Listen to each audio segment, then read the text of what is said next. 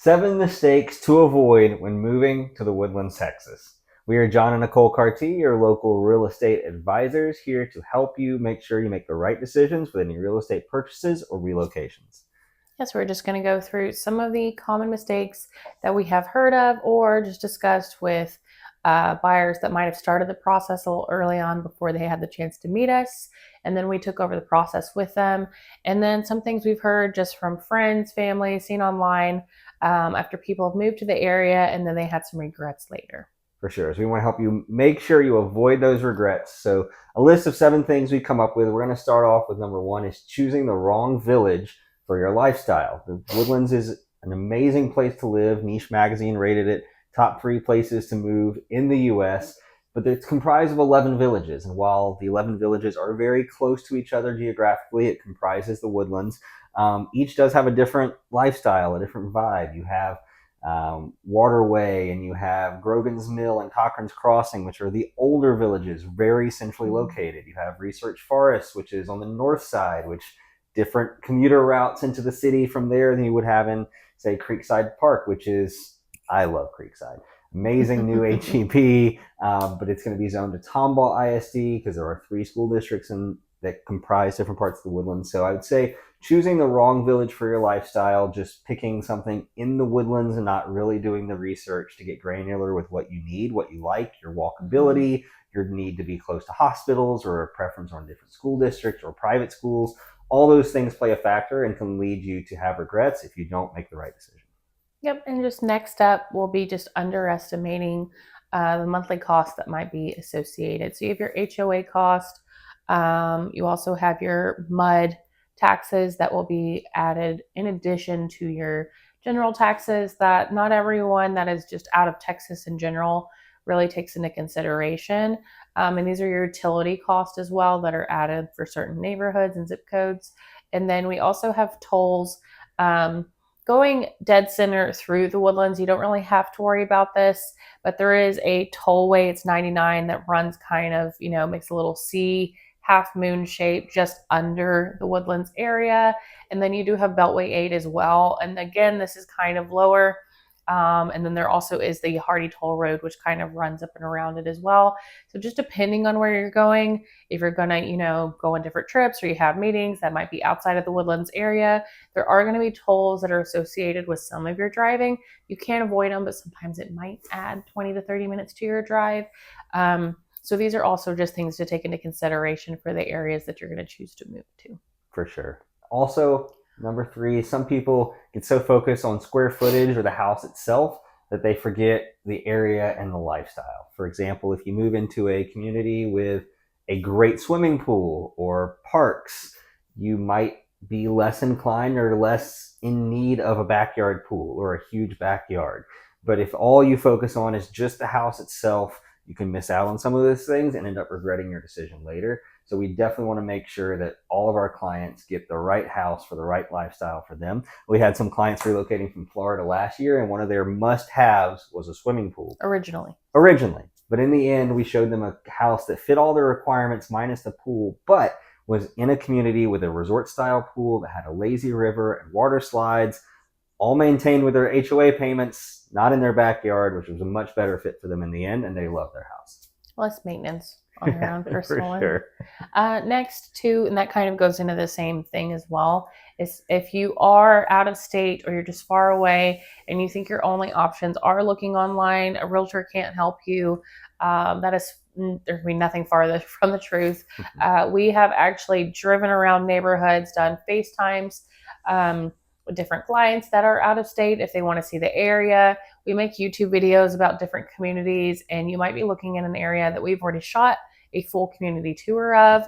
And just again, where is the HEB and, approximation to this, and where you're shopping for this, all of those items. We can do FaceTime tours of the actual house itself. And this is going to go a little bit further than your Matterports that you might just be clicking through. We can open closets. John will go up in the attic for you.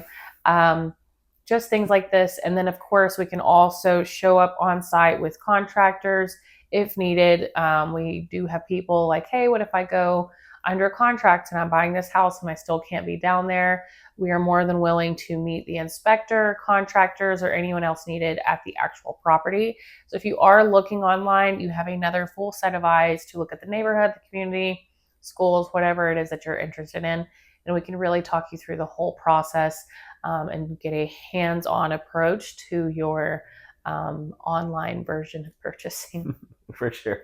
And if you are lucky enough to already be here and you're home shopping, another mistake we've seen people make is only house shopping on the weekends. We know that makes sense for a lot of people with their schedule, with your work schedule, the kids' schedule, whatever the case might be. Like, we have a lot of clients that like to go look at houses with us and then go enjoy a dinner on the Woodlands Waterway as a family. And that's great. That's a great thing to do. We love it when our clients kind of coordinate a family day with a day of showings with us. But if you only see the houses, especially in the Woodlands, because it is a suburb of Houston, on the weekends, you're going to really miss what your 5-day-a-week traffic patterns look like. On Saturday and Sunday, traffic's going to be a lot heavier in the Woodlands around Grogan's, around College Park, Research Forest, the Waterway, the mall. Those areas are going to be a lot more congested than they would be on a normal day of the week, while 45 and 242 are going to be not nearly as crowded. So you might get a different feel for your commuter route if you see the homes on just a Saturday or a Sunday. So we recommend, once we've narrowed it down to a couple favorites, we'd love for you to do more so than just Google map it with different times of day to see what the commute feels like. Actually be in a position to drive it once before you make a final decision. But again, if you are out of state, you're buying all online. Have had clients do that as well. Google Maps does do the GPS timing for, you can look ahead at any individual time. So that does work as well. Yeah. And being in the area, we really know the different highways and the roads. So if you're telling me like 242 for rush hour timing, I would probably try to advise you against that if you have to. Obviously, there's haves versus wants and nots. So if you absolutely have to, it just is what it is. But I wouldn't try to put you on 242 Monday through Friday on a 9 to 5 schedule. That usually probably would not be very fun. But who knows? You get some extra time in the car to make some phone calls if you want to. So that works as well. And the next, also just ignoring future developments, or I don't even know that I would say ignore, but maybe just being unaware of. As locals, we do get to be more in the know. We have plenty of friends that are also in the real estate industry, but they might more so be in the commercial development. We try to be up to date with what's going on with different, chambers. But in the off case that we can't make certain events, again, we have other friends that are heavily involved. So just that local word of mouth, we try to stay up to date as well with different articles and what's going on. We're really good at knowing when the HEBs are coming. That's like everyone's must have, but there's different highways, and Toro District is coming in Cypress. Valley Ranch itself has some more development that's going on as well. So, and that'll be going on for a few years actually. So just different development areas and how they can affect your actual purchase, whether that be good or bad, helpful, whatever your perspective may be. It is nice to have somebody that's in the area that can actually keep you up to date on what that might look like. For sure. We met with some people recently, and they bought a home not that long ago, but now they are looking to move.